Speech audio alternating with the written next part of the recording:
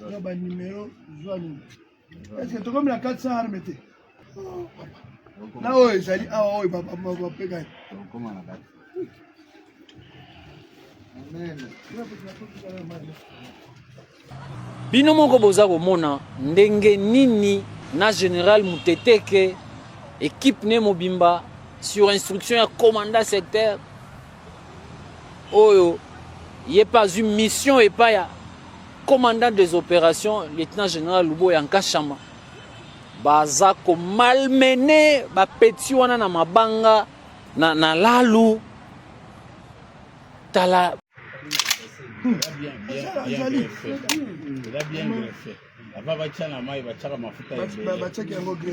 Les armes, encore des armes. Les armes cachées. Les armes de la CRP, de Thomas Lubanga allié du M23. Nous avons encore une fois découvert les armes. Nous sommes dans le groupement Lalou. C'est entre le village natal de Fé Baraka, Amos. En voyant la manière dont les forces armées sont en train de découvrir toutes ces armes, ça montre que ces messieurs avaient un plan diabolique de la destruction de la province de Litour. Comme je l'ai toujours dit, Dieu est à notre côté. Nous venons de découvrir encore les armes. Cette fois-ci, bandeko nangai, bazu yango batie na tono, batie na bachasse, batie na se na mai. Muto yemoko a bomba ba arme oyo na minute oyo, il se retrouve que non bato baza vraiment force aux armées. Je vous laisse suivre un peu la manière dont nous avons découvert toutes ces armes.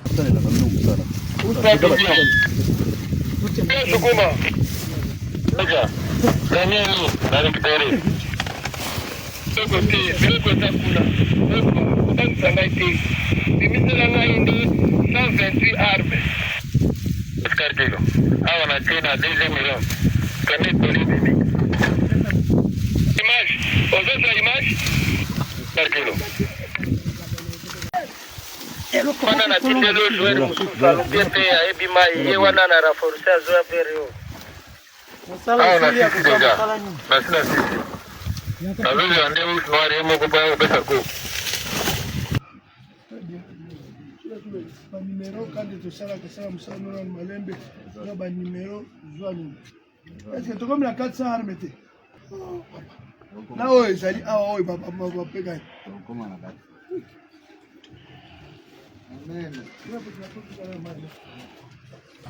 Bino moko boza komona ndenge nini na général Muteteke équipe ne mobimba sur instruction ya commandant secteur oyo il pas une mission et pas ya commandant des opérations lieutenant général Luboya Nkashama baza ko malmené ba peti wana na mabanga na lalu tala tokobeta na bino pe lisolo ya trouble o eza na minito yo na Kigali trouble na kati ya Rwanda toko analyser yango en profondeur comme ça boyeba mboke uti wapi tokomi wapi puis tozokende wapi.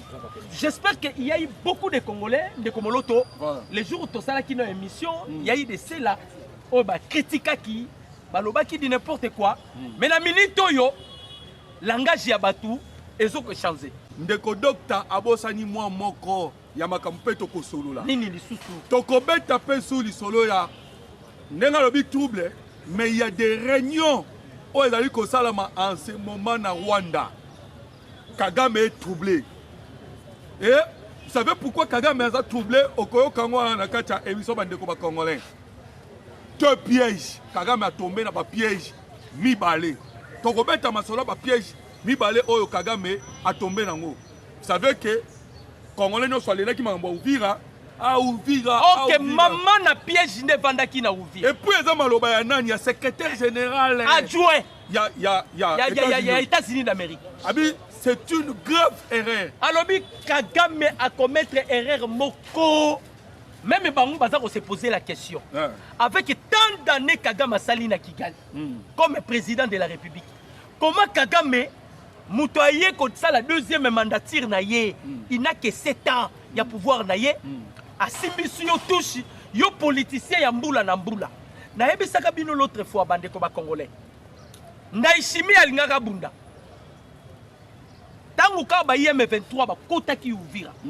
Ndaishimi alingaki abunda. Pourquoi alingaki ko bunda? Nyoso tozwa na baris, nyoso tozwa na baris. Ezalaka na Congo te. Na Bujumbura. Nyoso boyo kaka minduki tozwa ba avion nyoso tozwa na baris. Ezalaka na Congo te. Bujumbura. Ezalaka na Bujumbura. Voilà. Vous savez pourquoi Tshisekedi a tia yango kuna? Avec Bujumbura, on peut atteindre directement capitale ya Kigali. Yango moyo kaka Willy Mishiki na Radio Okapi. Il y a pas de dévoiler secret. Willy Mishiki alobi, on a la capacité de neutraliser Kigali na 72 heures. Voilà. Tango Willy Mishiki ande koloba, il faisait allusion ya biloko eza na Bujumbura, o Tshisekedi abeta kara. Asala on dirait yebite ke biloko eza la kuna. Asala on dirait yebite. Boyoka coup fatal. Boyoka coup fatal. Peuple congolais. Ce qui est président Tshisekedi a penchaki mingi na diplomatie, quand même mutuna mutu azara na prise de finition na ye. Tout à l'heure bakati américain te moloto. Mutuna mutu azara na prise de finition na ye. Le chef de l'État a tenu compte ya armée, à comprendre que Kabila sala tripotage d'une armée où vous ne pouvez pas imaginer. D'ailleurs, c'est une des propos à Mokozambo qui a déformé et pas à Rwanda. Ba clochards, ils étaient comme des clochards. Voilà peut être aussi Mbango. Voilà. Alors, le coup de Mokonzambo a rendu compte que l'armée est déjà détruite par Joseph Kabila. Faible. En 2013, il y a Kabila Bomba qui est armé. En 2013. Alors, le chef de l'État qui vaut mieux me pencher dans la prise de finition dans la diplomatie. Le coup de français va vendre dans Conseil de sécurité des Nations Unies. Voilà. Comme les Américains, partant, il y a ambassadeur na bango près des Nations Unies, aloba kinini. Les États-Unis d'Amérique vont renforcer la coopération avec la MONUSCO. Toyeba kite ok ba Américain bando ko préparer bombe. Boyebi bombe ba Américain ba sali na minute oyo. Avant oyebisa bango bombe. Tikana yebisa ba Congolais ba olanda biso. Moi petite histoire. Conseil de sécurité et Kotaka. Batalaka na Conseil de sécurité, Bamoni Mamoko, Olivier Ndurungirere, le ministre des Affaires étrangères à Rwanda, Abani Kolobana M23, M23. Russie, représentant en Russie dans le Conseil de sécurité, M23 Oyo Zali Kotanga, Azali na statut nini. Awa toye kolobela ba nation, neni yozo bimana kombo yaba M23 awa. Vous comprenez? Et donc c'est ça qui problème.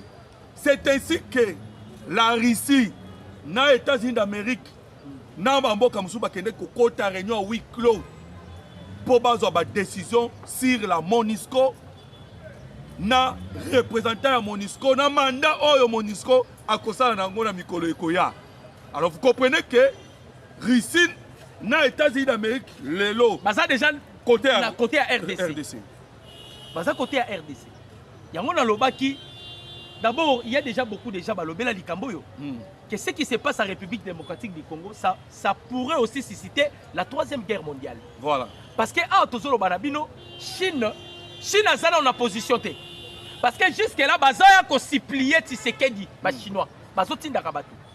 Boyoka bombe ya ba américain, bandeko. Les Américains bazui tête ya MONUSCO. Voilà. Ça, yango bomoni Kagame déjà yemora bandiko sala, wana za remaniement te. Balobi a viré, aboyi ko remplacer bango. Oyebi ndenge kaka les États-Unis azui tête ya MONUSCO. Je vais expliquer maintenant la mission ya MONUSCO na Monique. Pour bandaka Monique non? Monique. Ne kokoma MONUSCO. Voilà. Tango bayaki na mission ya Monique. Ezalaki métier ya paix. C'était le métier de la paix. Mais tango bayako changer ba komi MONUSCO. MONUSCO ça c'est pour attaquer maintenant le rebelle. C'est quelque chose qui n'a jamais été fait avec la MONUSCO, qui a été dirigé par Bitou Keïta, qui a été dirigé par Antonio Guterres. Maintenant, les États-Unis ont chapeauté la MONUSCO. C'est-à-dire qu'ils ont une mission d'anéantir et de neutraliser les rebelles pour aller plus loin. Mouto Bazui comme numéro 1 à MONUSCO, ami intime. Nalobi bien, ami intime, il y a président Félix Antoine Tshisekedi Tshilombo. On va continuer docteur. Bandeko ba Congolais, décision oyo ke ko ilelo. O ba merke ba ngomo ba bi ba tia mutu. Oyo mutu ba tie les représentants ya Nations Unies na MONUSCO. Cette décision et où tu le Conseil de sécurité na utuko ebisa. Et sachez-le bien, ça dit ba pays a droit de veto s'est imposé. La Russie et les États-Unis d'Amérique. C'est la France et Paul Kagame. Est-ce que vous savez que MONUSCO, Azana Bambo Kananyo Sotukuna, MONUSCO Azana Ruchuru, Azana Masisi, Azalina Est Mobimba. Lobby ba casque bleu wana, o baza kuna na Est RDC. Ba go changer bango mandat. Et so bazu ordre, ya ko neutraliser sikoyo M23 AFC. M23 AFC soka meki carrément mouké ko tirer parce que ba meka déjà. Et Rissa Lobaka. Statini ni M23 zanango pour atteler la Nations Unies. Parce que un groupe rebelle, il ne peut jamais avoir de statut. C'est là maintenant qu'on a félicité stratégie à président de la République. Diplomatiquement, au monde de Paul Kagame, Azoko maintenant encerclé, isolé, bloqué, contrôlé. Diplomatiquement. Bandeko nangai information confirmée ezaya solo batu bazali na Uvira bengi biso na téléphone balobi maman ezaya solo M23 na Rwandais babandi déjà kobima. Bonjour, bonsoir peuple congolais, le lot le 16 décembre 2025. Tozaki na question tolobaki bata Uvira bosunga biso po ba biso ke babandi kobima. Ezaya solo ba Rwandais na ba M23 babandi kobima déjà na Uvira, mais le comble n'est que batu bazali kopier batu wana bazo piller pas comme possible.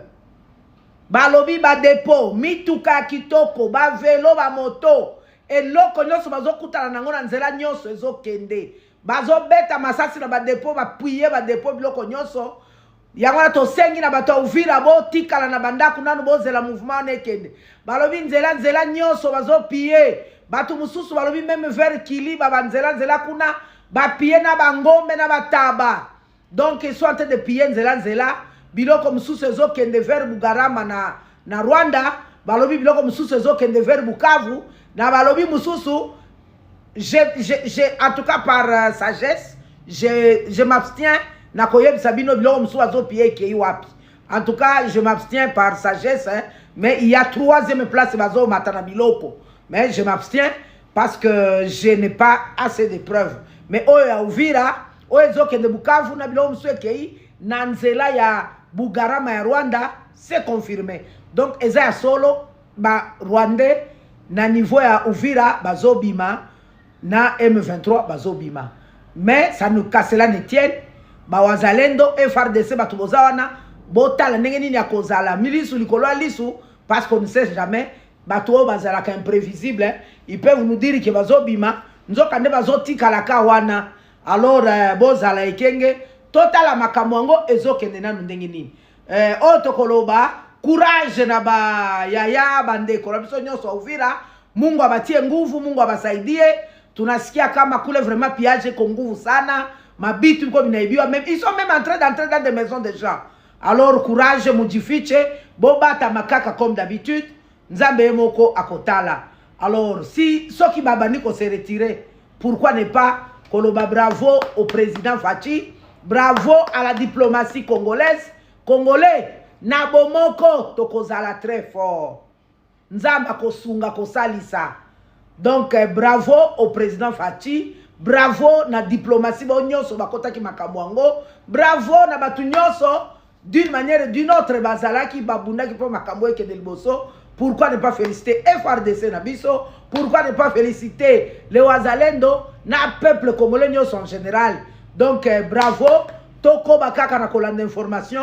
Au fur et à mesure tozo zoba information tozo pesa bino awa kaka toko sala tout, même au plus tard minuit tozo pesa kaka ndenge nini évolution bato wana bazokende, parce que muto abenga kingai alobaki ils ont commencé de quitter Uvira juste après marche wana bato musu babeta maki pona bayaki na marche te, mais bato musu soupe mais bazalaki ka ba victime ya kobeta mababeta maki makasi ba video musu batindeli ngai.